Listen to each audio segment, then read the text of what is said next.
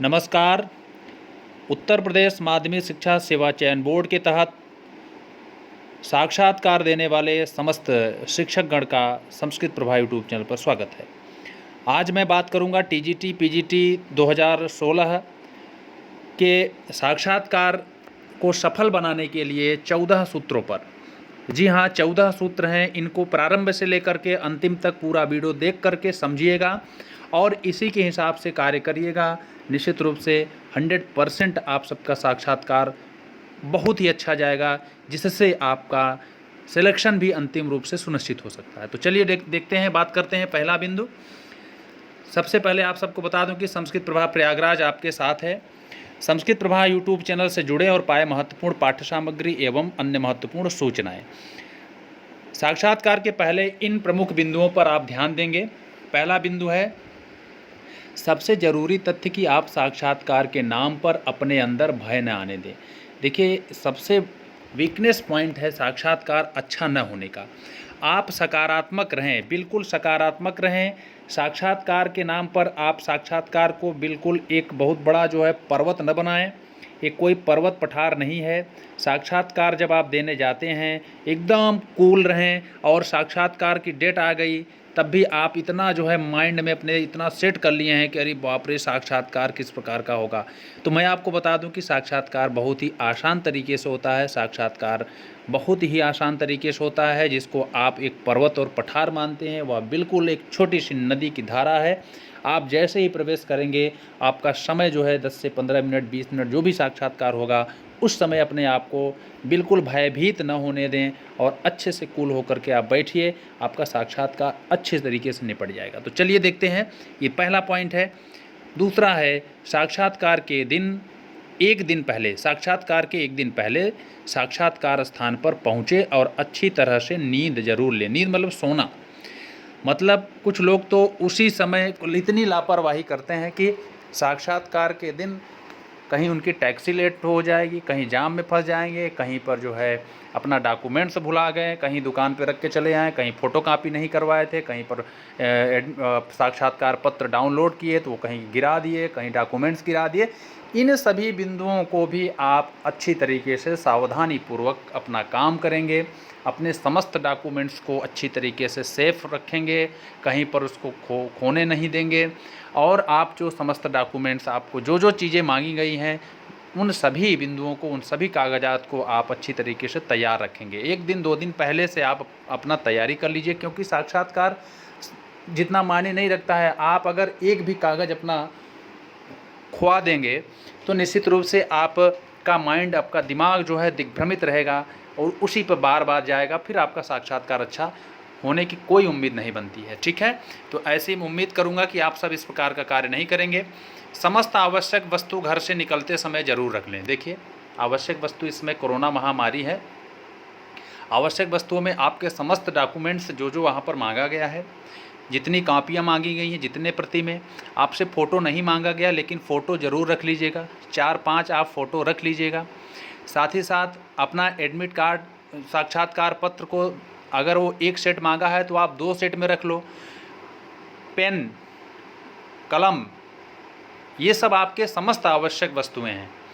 साथ ही साथ बॉटल हो गया, पानी हो गया, बिस्किट आप रख लीजिए। आप पानी रखिए, साथ साथ अपने लिए, अपने मुंह को पोंछने के लिए छोटी सी रुमाल, गमछा, जो भी आप बोलते हो, उनको भी ज़रूर रखिए अपने पास में। फिर साथ ही साथ जो कोरोना महामारी की आवश्यक वस्तुएं हैं, सैनिटाइज़र हो गया, मास्क हो गया, इन सभी प्रमुख बिंदुओं पर आपको ध्यान देना है। आप एक भी वस्तुओं को भूलेंगे नहीं, तब तो आपका साक्षात्कार अच्छा होगा। आप तीसरा बिंदु है सूत्र में, अपना पहनावा साफ सुथरा हो, परफ्यूम इत्यादि से बचें। मतलब देखिए, परफ्यूम इत्यादि मतलब ये है कि आप इतना गमक परख जो परफ्यूम्स आते हैं उसको लगा लो, फिर सामने वाला जाए, सभी लोग आपको देखने लगे। यह भी आपके व्यक्तित्व का एक पार्ट है। आप अपने आप को किस प्रकार से, देखो, ज़रूरी नहीं है कि आप कपड़ा नया खरीद लो। साफ़ सुथरा हो, अगर आपके पास पुराना भी हो और मानक आपका ड्रेस हो जो इंटरव्यू में लगते हैं, जैसे ब्लैक पैंट हो गया, वाइट शर्ट हो गया, या जो भी कलर ज़्यादातर प्लेन में या जो भी है आपका नॉर्मल जो ड्रेस होता है उसमें आपकी कहीं कमी ना हो, नया हो या पुराना हो, साफ़ सुथरा हो, जूता आपका अच्छी तरीके से सही हो, पॉलिश किया हुआ हो, आपका बाल अच्छी तरीके से सेट हो, आप अच्छी तरीके से सेट हो, अपने माइंड को अच्छी तरीके से सेट किए रहें, यही सब मायने रखता है और कुछ भी नहीं। महिलाओं के लिए भी उसी तरीके से है, आप नॉर्मल ड्रेस में जाएं और अच्छी तरीके से कूल रहें, बिल्कुल भयभीत न हो, साक्षात्कार अच्छा होगा ऐसा मान करके आप हमेशा अपने विचार, अपने दिमाग में यही सब विचार चलाएं, निश्चित रूप से आपका साक्षात्कार अच्छा होगा। चलिए, तो पहनावे को आप अच्छी तरीके से आप ध्यान देंगे, अपने डॉक्यूमेंट्स की सुरक्षा ज़रूर करें। जी हाँ, कभी कभी साक्षात्कार के दौरान पता लगा आप चैन बोर्ड में, एलनगंज चैन बोर्ड में पहुंच गए, जहां भी आप ठहरे हुए हैं, दूर दराज से आए हुए बहुत सारे शिक्षकगण होंगे, आप पहुंच रहे हैं, पता लगा आप रूम में ही अपना डॉक्यूमेंट्स रख के चले आए और आप अपना हाथ झुलाते हुए चले गए। ठीक। दूसरी बात, आप जैसे ही पहुंच रहे हैं चैन बोर्ड में, वैसे पता लगा आप डॉक्यूमेंट्स वेरिफिकेशन कराएं, हाई स्कूल की मार्कशीट वहीं जहां आप वेरिफिकेशन करा रहे हैं वहीं रख दिए और आप चले गए इंटरव्यू देने। वहां से इंटरव्यू दिए, निकले, सीधे चले आए बाहर, अब आप डॉक्यूमेंट्स बाहर खोज रहे हो। ठीक। कोशिश करें कि आप अपने डॉक्यूमेंट्स को एक फ़ाइल में अच्छी तरीके से रखिए और साथ ही साथ उस पर अपना मोबाइल नंबर भी रख दीजिए।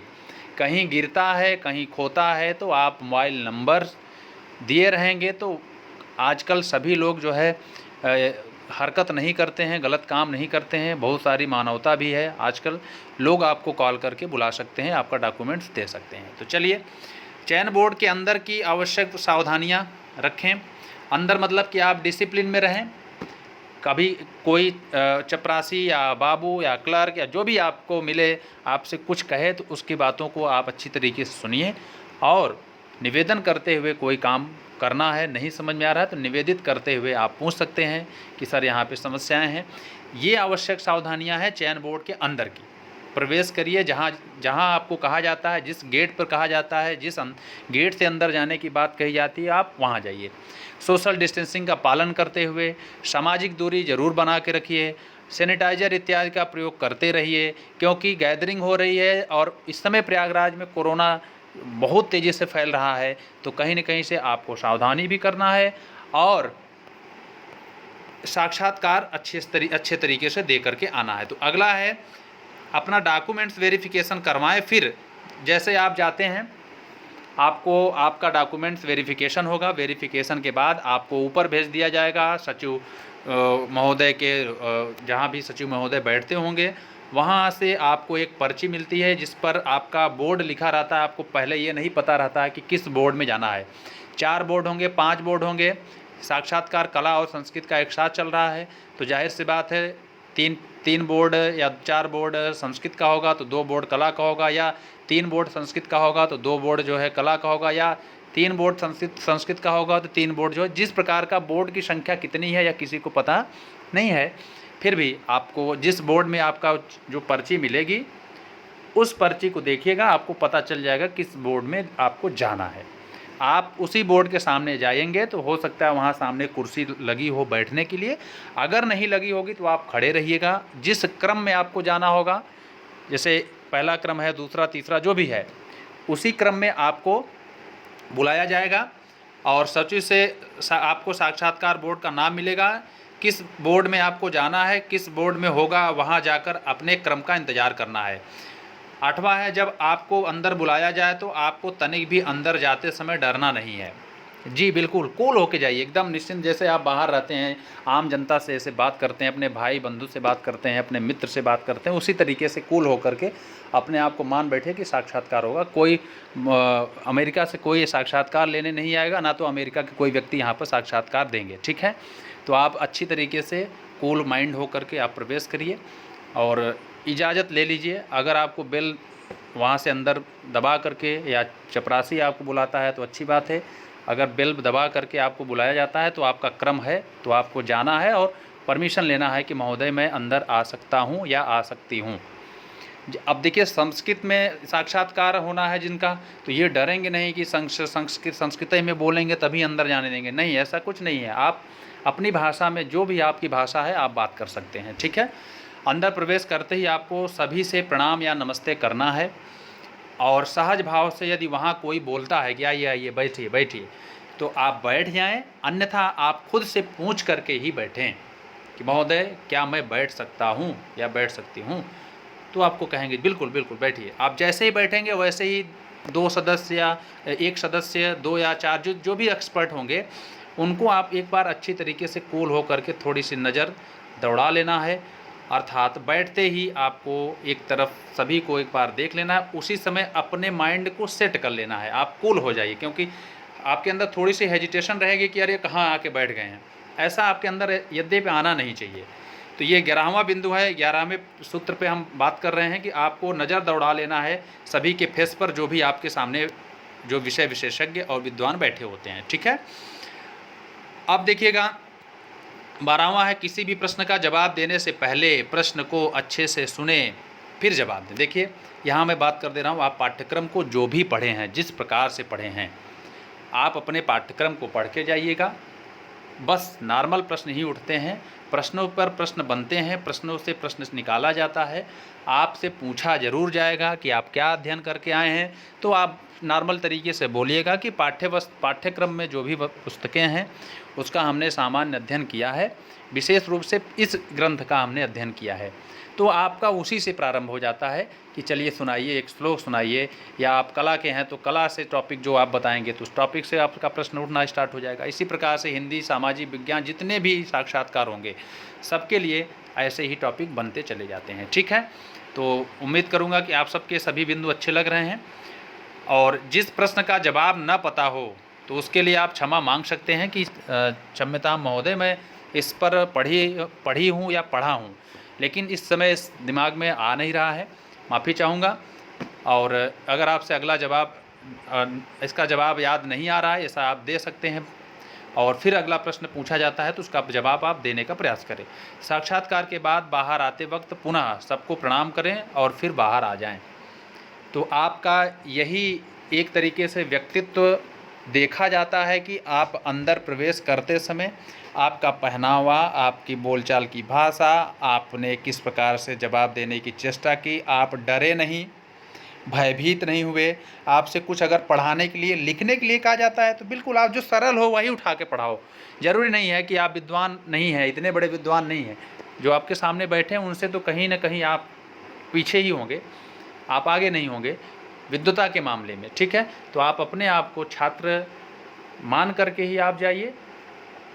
एक तरीके से आप अध्यापक बनने जा रहे हैं, उनके सामने आप अध्यापक तो नहीं हैं, आप उनके छात्र हैं जो विषय विशेषज्ञ हैं। तो सहज भाव से अपना साक्षात्कार दें। मैं अर्थात 21 तारीख को जो साक्षात्कार होने वाला है, उस दिन जितने भी शिक्षकगण जा रहे हैं साक्षात्कार देने, या अगले दिन जितने दिन चल रहा है सभी दिनों के लिए मैं इकट्ठा इस चैनल के माध्यम से, इस वीडियो के माध्यम से आप सभी को ढेर सारी शुभकामनाएं देते हैं। प्रयागराज में श्री लेटे हनुमान जी हैं, मैं उनसे उन लेटे हनुमान जी से प्रार्थना करूंगा कि आप सबका साक्षात्कार अच्छा हो, और इस वीडियो को आप ज़्यादा से ज़्यादा लोगों तक ज़रूर शेयर करें और लाइक करें। अगर नए हों तो सब्सक्राइब कर लेंगे, बेल आइकन को दबा देंगे ताकि नोटिफिकेशन के माध्यम से आप तक सभी आवश्यक सामग्री पहुंच सके। तो संस्कृत प्रभा नियुक्ति के पहले भी और नियुक्ति के बाद भी अहरनिश आपके साथ, अहरनिश मतलब 24 घंटे, 24 आवर। अच्छा लगा हो तो सभी शिक्षकगण तक पहुंचाएं। आप सभी का बहुत बहुत धन्यवाद। आप सभी ने इस वीडियो को अच्छी तरीके से देखा, सुना और शेयर किया, इसके लिए आपको पुनः बहुत बहुत धन्यवाद।